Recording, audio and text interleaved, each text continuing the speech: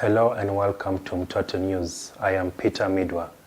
Over 30 children from different counties across the country gathered at a hotel in Nairobi for the Children Bill 2018 validation workshop. The validation, organized by National Council for Children's Services, saw children divided into 10 groups to discuss topics in the bill. Experts led the children in explaining the bill's contents for better understanding. The topics included parental responsibility, children institutions, foster care placement, guardianship, and adoption, among many more in the bill.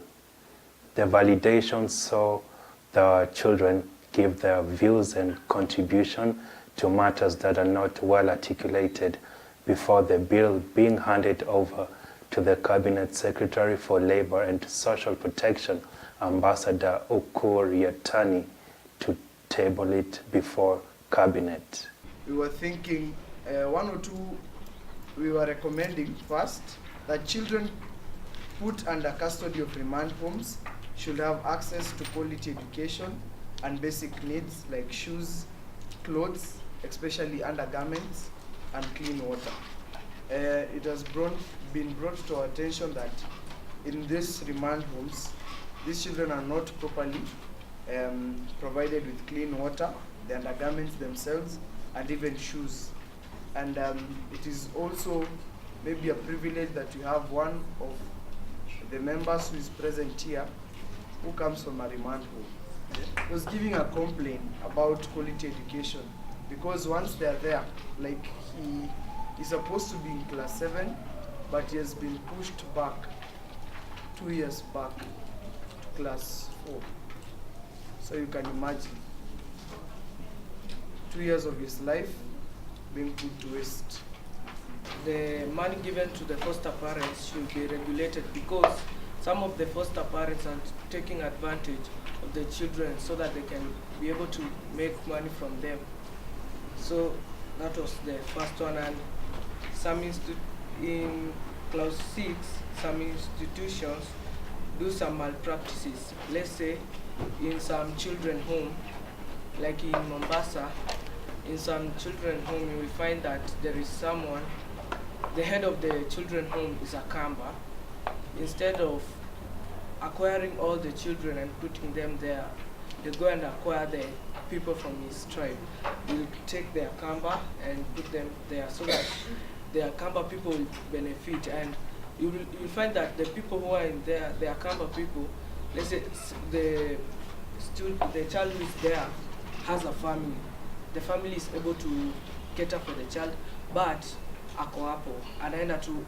Kenya Children Assembly Deputy Governor for Machakos, Janet Gathoni, on her part emphasized on foster care, adoption, and guardianship, whereby in the draft bill, single parents are allowed to adopt female children.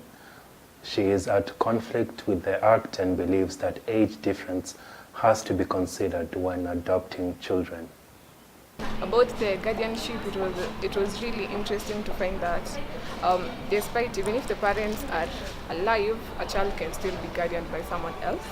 About foster, it was interesting that a parent can travel abroad and still leave a child under the care of another person, and the child's interest will be catered for well.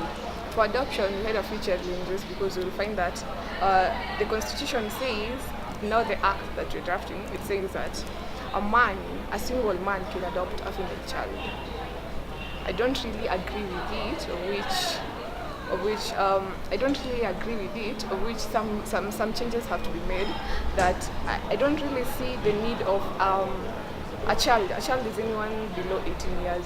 So let's take an example of someone who is 15 years, not even 15, like 9, 6, 7. This child is to be adopted by a man, a single man, not even a man with a woman. And this single man is supposed to take care of this child.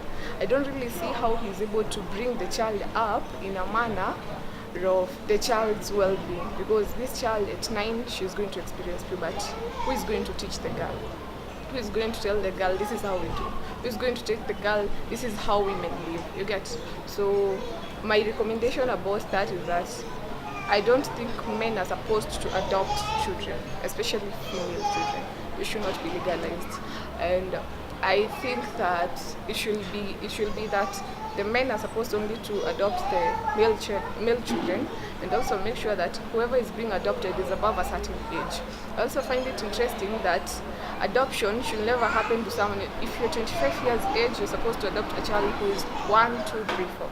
Because in adoption, we care about whoever is supposed to adopt a child, he should be 21 years older than the child he's adopting. So that's perfectly nice, and I think it will lead to some few exploitations that will have to be capped by that.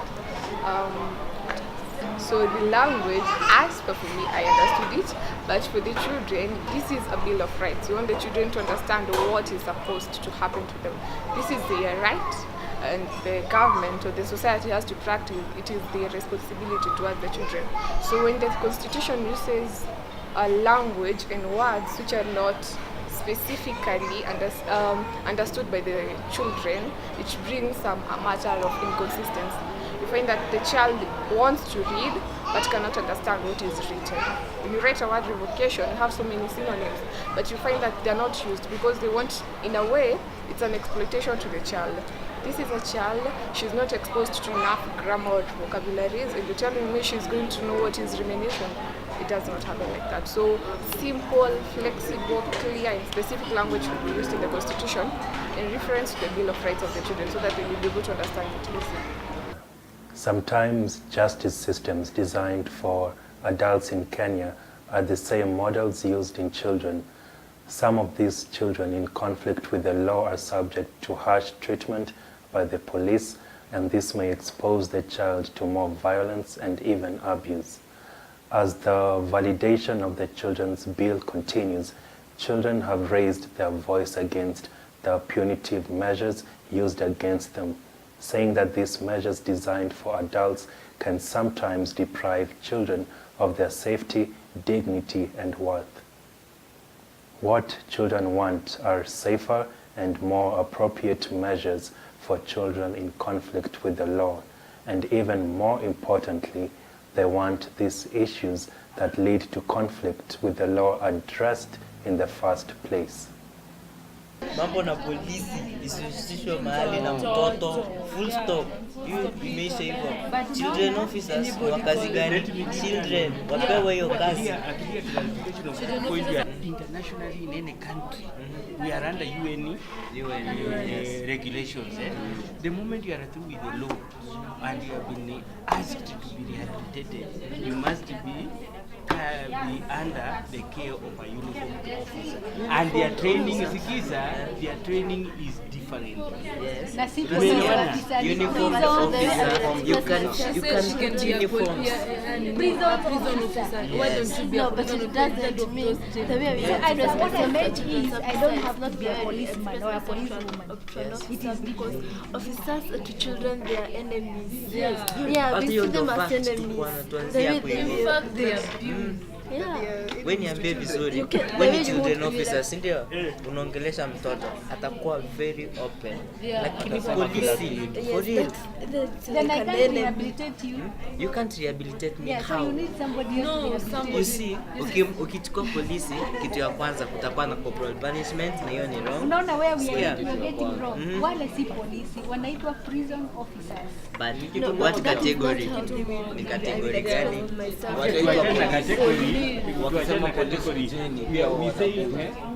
We were defining postal institution. So equal under prisons. And the care is quite different from when you are in a police. Tuachie hapo. Tuende hapa.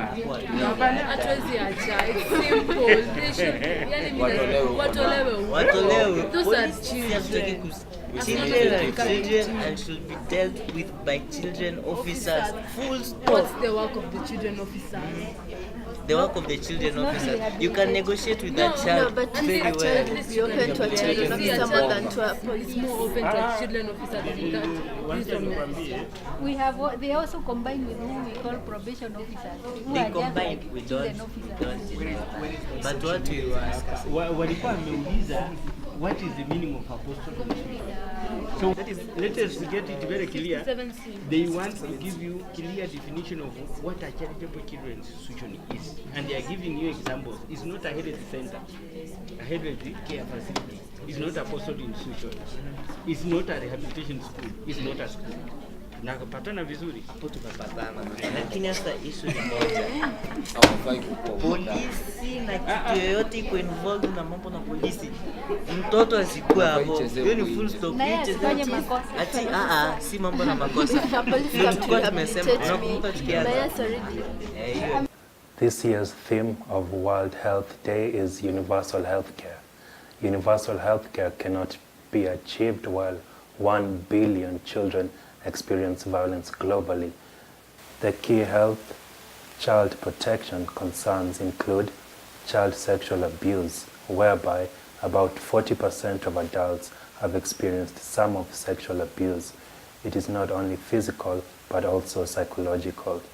Physical abuse, where millions of children are physically harmed by adult caregivers, children or government officials.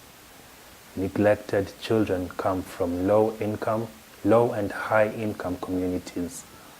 It has been identified as the #1 cause of mental health problems.